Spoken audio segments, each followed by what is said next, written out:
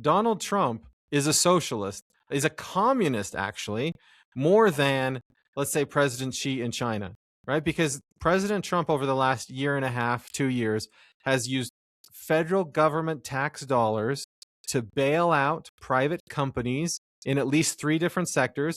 And in return for that bailout, he takes ownership of those companies in the form of stock, where the US government owns companies.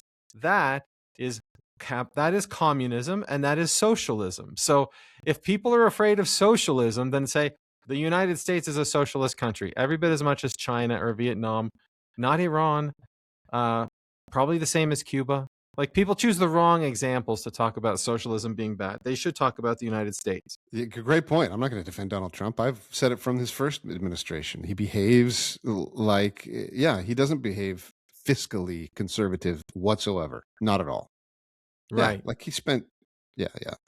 And okay. Hey. Yeah, and in terms of like freedom to do things in the market, people don't use the same AI tools that I use, but there's a tool I use. It's called Claude.ai. They introduced a new model. I think it was Monday or Tuesday, and I started using it. I was like, this is phenomenal.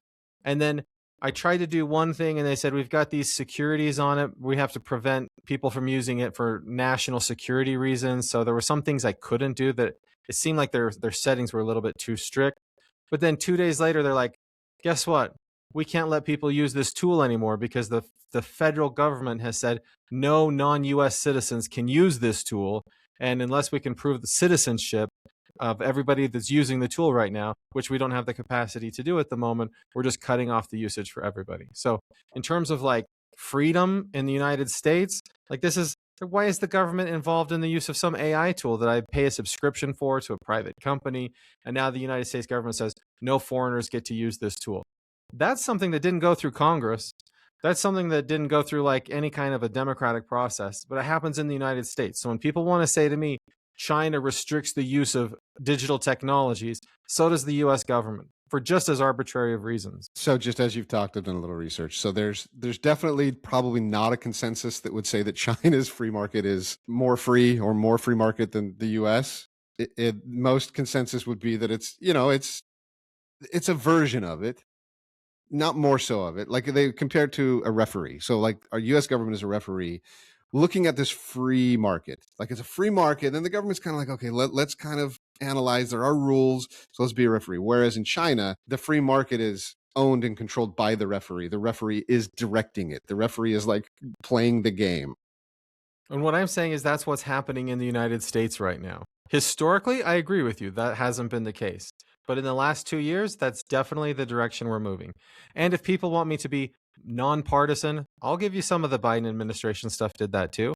So the United States government is definitely moving in the direction of not just being the referee, but controlling the game as the referee. So but the question that the listener brings up is, why do you want that? Why, if we're going in that direction, why do you like that? And if you don't, say so, because it does seem like you do when you talk. I do. So again, I think it's helpful in some industries. I think that having the government both regulate and be a player in the market can be beneficial in industries where a pure free market doesn't work.